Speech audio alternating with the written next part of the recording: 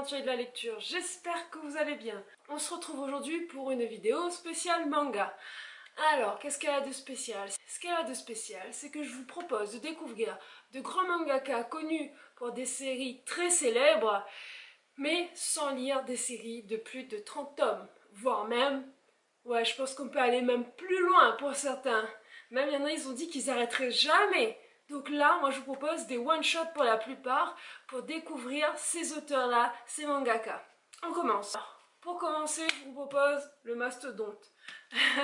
Donc Paradise Kiss, donc de Ai Yazawa, chez Kana.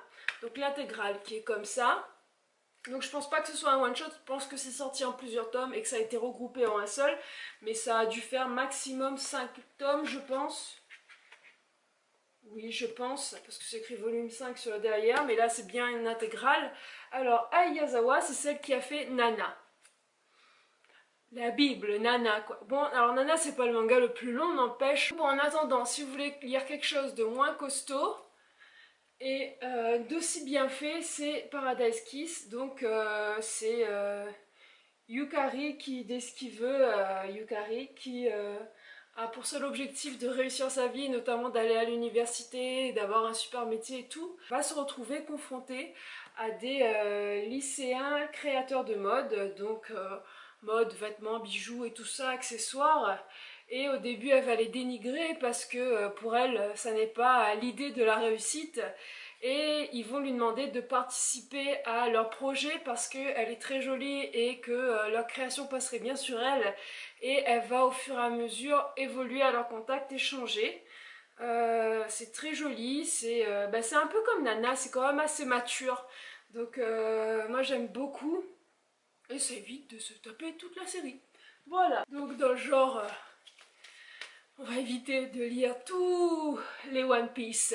Oui, One Piece, l'interminable One Piece que vous n'êtes même pas sûr que ça se terminera un jour, d'accord? Sans des livres et notamment des mangas, des livres. Vous pouvez vous imprégner de l'univers d'Eiichiro Oda, donc qui fait One Piece, sans avoir besoin de tout lire parce que le manga ne nous perd pas, on comprend toute l'intrigue dedans. Donc c'est un one shot sur un des films qui est sorti. Et il est très bien écrit et on s'attache sans problème au personnage. On comprend même une partie des histoires qu'il y a dans le manga en entier. Donc c'est plutôt sympa pour ne serait-ce que découvrir One Piece. Et si vraiment vous êtes motivé, il faut vraiment de la motivation quoi. Continuez le manga. Mais en tout cas c'est une bonne alternative. Donc pareil, vous avez d'un genre infini Dragon Ball Z, Dragon Ball GT, Dragon Ball, voilà, tout ce que vous voulez. Et en attendant, Akira Toriyama a aussi fait Nekomajin, donc, ou Nekomajin, pardon. Donc c'est une parodie de son histoire avec un chat.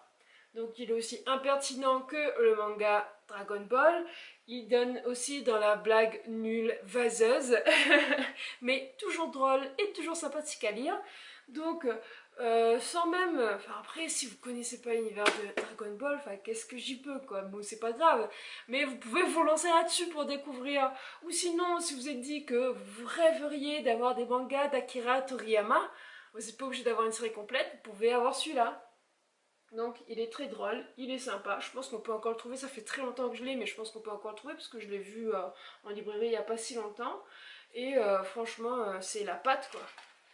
C'est la patte d'Akira Toriyama, hein, ça s'invente pas. C'est lui, mais en lapin. Alors, par la suite, vous avez aussi une série qui... alors, je crois qu'elle vient d'être terminée, enfin, elle a été terminée en cours d'année ou l'année dernière, si je dis pas de bêtises. Donc, c'est Fairy Tail de Hiro Mashima. Si vous n'avez pas envie de vous lancer dans Fairy Tail par Hiro Mashima. Mais en attendant, pour découvrir Fairy Tail, vous avez Fairy Tail 0. Alors je vous mets l'image là, parce que je l'ai prêté, je ne l'ai pas avec moi. Mais en tout cas, ça explique comment a été créée la guilde, comment est-ce que l'histoire de Zera, ça nous raconte l'histoire de Zera, et pourquoi la guilde s'est mise en place.